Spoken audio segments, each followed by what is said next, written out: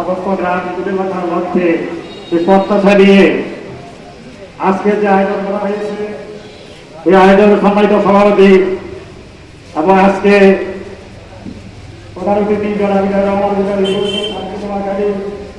বিশুদ্ধ যারা কামরাম্বর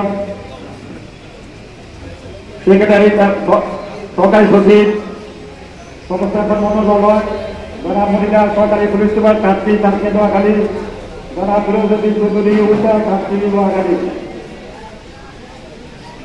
এবং প্রিয় এলাকাবাসী আসসালামু আলাইকুম। আমার পূর্বে অনেক বক্তা বক্তব্য রেখেছেন, সেই বক্তব্যের পরে বক্তা আমার মতো বক্তার কোনো বক্তব্য থাকে না। এরপরও কিছু দুঃখ, কিছু আনন্দ কথা আমি পাচ্ছি না। আমার অনেক ভাইয়েরা বলছেন আজকে আমরা লজ্জার বিষয়। আমি বলবো যে আজকে লজ্জার বিষয় না, দুঃখের বিষয় না। মেঘার ইতিহাসে প্রথম সভা মাদকমুক্ত এলাকা। আমি আমার ইতিহাসের মতো সবকে বলবো যে আজকে আপনি আমাদের মনের দাবি, প্রাণের দাবি, জনগণের দাবি এই বেড়াগ্রামকে মাদকমুক্ত এলাকা ঘোষণা করবে। এদিকে আপনারা একমত?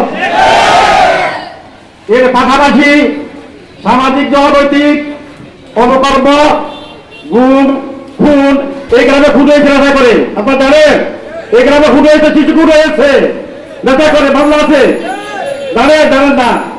আপনাদের পাশাপাশি নেশার কারণে খুন হয়েছে, শিশু খুন হয়েছে, মায়ের মুখ খালি হয়েছে। ওদের কারণে শুধু একটা দাবি, সকলের ভাবের দাবি, আজকে আমাদের ডিরো সাহেব এই এলাকাকে মাদকমুক্ত এলাকা ঘোষণা করবেন। আইন শৃঙ্খলা বাহিনী যিনি আছেন, মানে আমাদের প্রতিরোধ গড়ে তোলার লক্ষ্যে আজকে যেই সুন্দর যে সভা হয়েছে, শুধু আমাদের একটাই দাবি, মাদকমুক্ত এলাকা, চুরি ডাকাতি মুক্ত এলাকা, রাজধানী মুক্ত এলাকা, খুন খারাপি মুক্ত এলাকা। এই বিষয়ের উপরে আমাদের দুই মিনিটের জন্য আমাকে বক্তব্য দেওয়ার জন্য বলছে।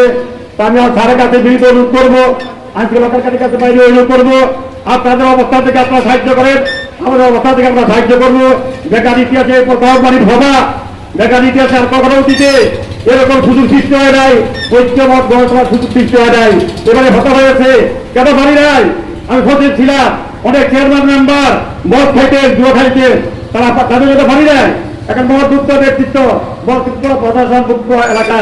তো যদি এই সময় সুযোগ আছে, এই সময় সুযোগে এখনই সময় দেশ থেকে হয়ে তোলা, যাদের অবস্থান থেকে আমরা নীতিগত অবস্থান থেকে আমরা দেশটি গড়ে তুলি, সুন্দর একটা সমাজ গঠন করি, এক সমাজ মধ্যে আমরা এই ঘটনা ব্যক্ত করে আমি সবাইকে আসসালামু আলাইকুম বলে আমার